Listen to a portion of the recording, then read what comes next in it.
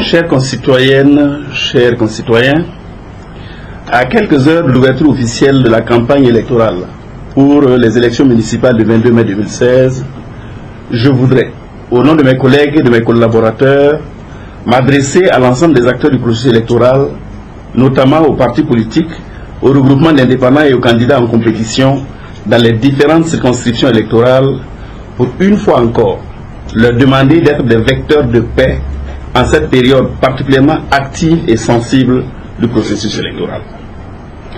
Du 7 au 20 mai 2016, les candidats, militants et sympathisants des partis et formations politiques, ainsi que ceux des regroupements d'indépendants, sillonneront les artères des villes, secteurs et villages du Burkina à la conquête des suffrages des électeurs qui sont appelés aux urnes le 22 mai prochain pour élire leurs représentants dans les différents conseils municipaux. Les enjeux de scrutin dits de proximité sont d'une grande importance, mes chers compatriotes, car ces élections constituent, à n'en pas douter, un grand rendez-vous de chaque électeur avec l'histoire et avec sa conscience. Elles sont une opportunité inégalée pour le citoyen d'engager sa responsabilité à travers l'exercice de son droit de vote, de participer au développement de son terroir, de son arrondissement, de sa commune et partant de son pays tout entier. En faisant le choix de la communalisation intégrale, le Burkina Faso a voulu impulser son processus de vie démocratique et de développement par une propulsion dynamique à la base. Ceci constitue une vision, un choix politique pertinent qui oblige chaque citoyen à se reconnaître dans sa décision et qui font de lui un acteur, un artisan, un bénéficiaire direct et conscient des acquis de ce développement. Ainsi, voter dans un tel contexte doit être pour tout électeur, au-delà du devoir civique, un impératif majeur dont l'accomplissement permet de participer effectivement à la gestion des affaires de la cité.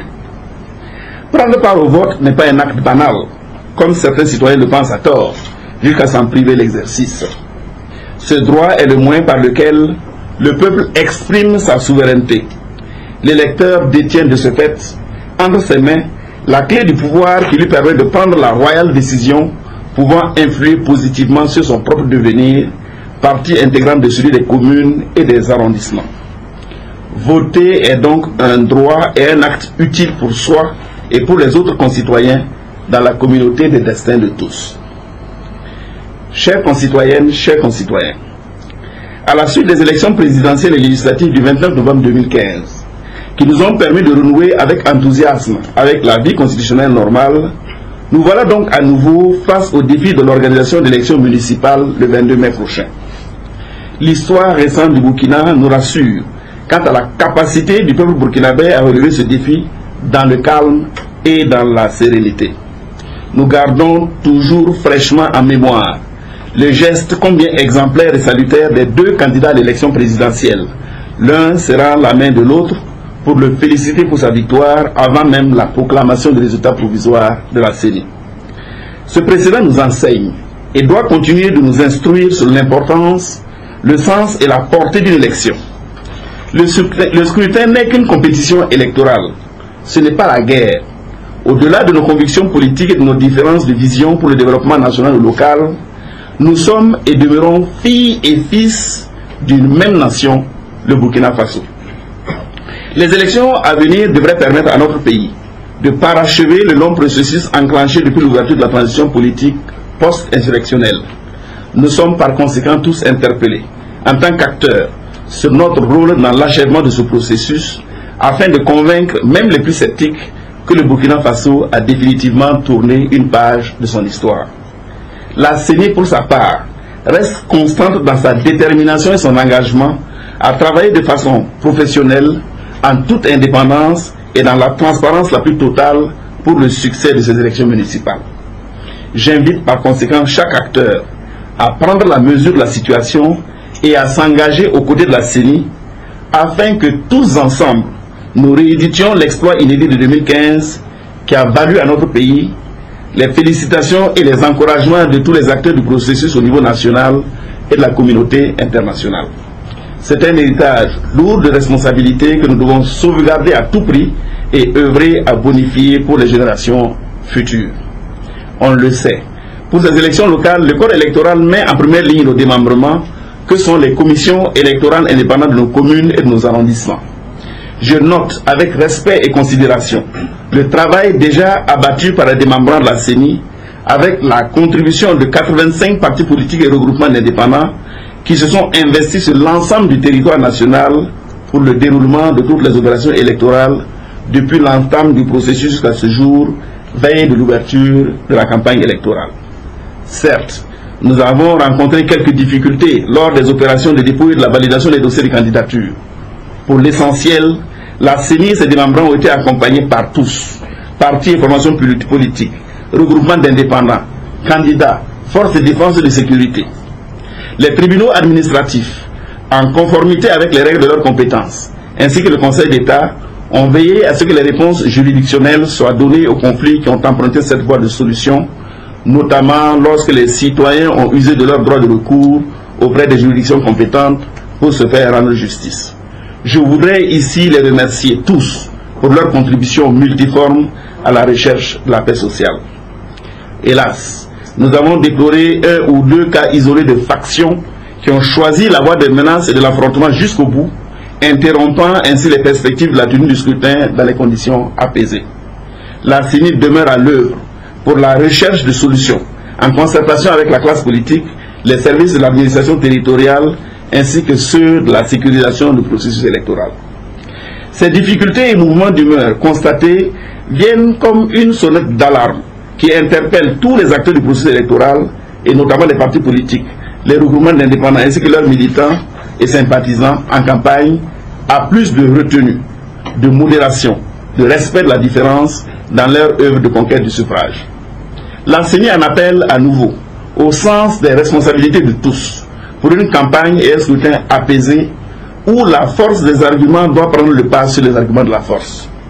J'engage donc instamment tous les partis politiques et regroupements d'indépendants en compétition à tenir compte de cette donne dans leurs messages, discours et comportements durant la campagne électorale.